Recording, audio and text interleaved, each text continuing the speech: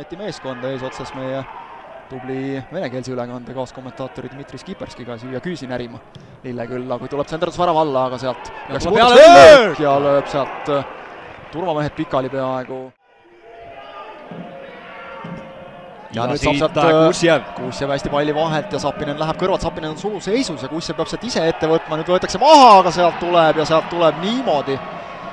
Ja tuleb niimoodi ära sealt see värav, et Gert Kütt ei saa arugi, kust see tuleb, aga Flora saab oma esimese kätte.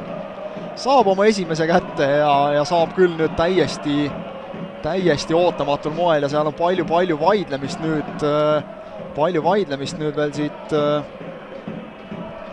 siit poole pealt, Paide poole pealt ka ja siis palli taga ka on, Ainsalu on jäänud trahvikastist välja, aga tuleb hea pall ja sealt tuleb ära ja teine on olemas. Ja on olemas, näitab äärekohtunik Aron Härsing, see pall käis üle joone ära ja sünnib siit 2-0. Ja nii ta on.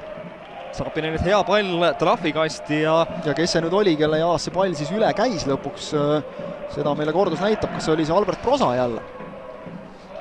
See oleks Prosale 4. värav sel hooajal. Ja siit kordusest kohe vaatame, Sapinen annab see.